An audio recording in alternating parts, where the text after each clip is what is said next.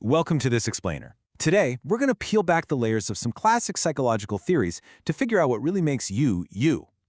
We throw the word personality around constantly, right? We blame a bad date on clashing personalities, or we praise a really charismatic boss. But when psychologists actually sit down to study personality, they're looking at something much deeper, and honestly, a lot more structured. We're going to dive into how historically significant psychological frameworks have tried to decode the human character. So, here is our roadmap for today. It's a fascinating journey from the outside in. We'll be looking at three major approaches: the body type approach, the trait approach, and finally, the psychoanalytical approach. Right, let's start at the very surface. It's actually super revealing that the word personality comes straight from the Latin word persona. Back in Roman times, a persona was quite literally a theatrical mask that actors used on stage to completely change their appearance. And over time, that word evolved to mean the actor themselves. Which brings up a really fascinating question. Is our personality just a mask we wear for the world? Like, is it just a fixed costume we put on every single morning? Well, modern psychology says absolutely not. G.W. Allport really hit the nail on the head with his definition, which is pretty much our baseline understanding today. He described personality as the dynamic organization within the individual of those psychophysical systems that determine their unique adjustment to their environment. In plain English, you aren't a rigid piece of plastic. You're a totally dynamic system that shifts and adapts, whether you're navigating a stressful meeting with your boss or just kicking back with your friends. So, how did early thinkers try to categorize this wild, dynamic system?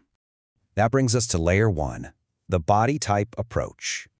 Okay, imagine feeling a bit irritable today, and a doctor tells you it's not because you had a bad commute, but because you literally have too much yellow bile in your system. Well, that is exactly what the ancient physician Hippocrates believed. He thought our temperaments were entirely dictated by four bodily fluids. Excess yellow bile made you choleric or irritable. Too much blood meant you were sanguine, super active and optimistic. If phlegm dominated, you were phlegmatic, meaning sluggish and dull. And an excess of black bile gave you a melancholic or depressed personality. Obviously, modern medicine has moved way past this, but it's such a fascinating, foundational example of early humans trying to directly link internal biology to external behavior. Fast forward a few centuries, and theorists like Kretschmer and Sheldon took this literal approach to body shapes and ran with it. It's wild how their two separate systems completely mirror each other. They both directly linked physical flesh to psychological temperament. For instance, Kretschmer's picnic body, which was short and round, is identical to Sheldon's endomorphic type, and both guys agreed this meant you were a sociable, extroverted person. Kretschmer's muscular athletic type perfectly matches Sheldon's mesomorphic category, meaning you were energetic and assertive. And the tall, thin aesthetic or ectomorphic frame, that supposedly meant you were fearful and introverted. They genuinely believed your physical structure dictated who you were. But eventually, psychology realized that just looking at physical types was way too limiting. Moving inward from our physical flesh, we reach layer two, the trait approach. Allport really pioneered this space. He structured our traits into a hierarchy, almost like a pyramid. At the very top, you have cardinal traits. Think of a historical figure who is known for just one overwhelming characteristic. Like Machiavellianism, it literally colors everything they do. Now, not everyone has a cardinal trait, but if you do, it completely defines your life. Just below that are central traits. These are the general, everyday features we'd use to describe a friend. They're less intense than cardinal traits, but they still represent a really consistent pattern of behavior. And finally, at the bottom are secondary traits. These only pop up occasionally, usually just as a reaction to very specific situations. Now, R.B. Cattell looked at this from a slightly different angle. He noted common traits, which are things like basic honesty that you see spread across the whole population. Then there are unique traits, which are highly specific to an individual. But his real game changer was the distinction between surface and source traits. Surface traits are exactly what they sound like: overt, easily recognized behaviors like tactfulness or curiosity. But source traits? Those are the underlying structures that actually cause the behavior. You can't see them directly, you have to infer them. For example, a hidden source trait of dominance could be secretly driving a whole bunch of different surface behaviors. So, the trait approach is absolutely brilliant at categorizing our consistent, visible actions, but it leaves a pretty massive blind spot.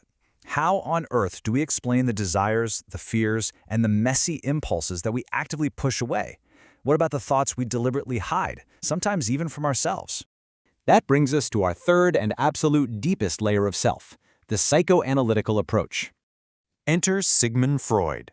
Freud mapped out our personality dynamics into 3 distinct levels of consciousness, and it helps to picture a massive iceberg in the ocean here.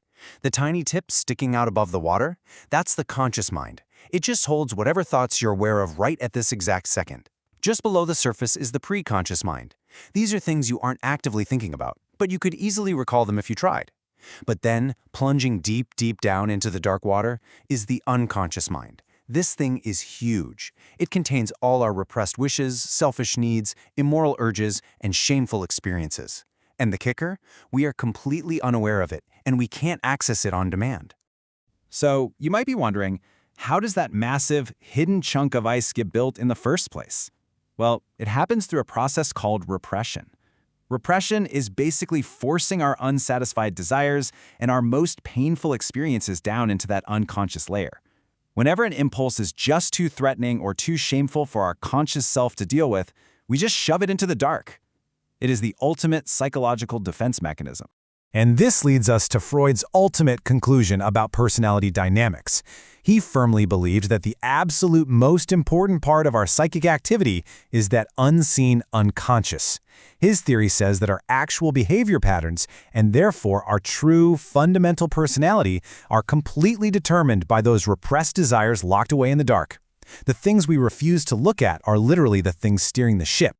We kicked off this explainer by talking about the origin of the word personality, the persona, that literal theatrical mask. And today, we've journeyed from theories claiming our flesh dictates our vibe, through complex trait hierarchies, all the way down into the murky, repressed waters of Freud's unconscious mind. So I want to leave you with this thought. With all these incredibly dynamic systems, hidden source traits, and repressed impulses constantly churning beneath the surface, who is the one really pulling the strings? When you present yourself to the world tomorrow, who is actually wearing the mask?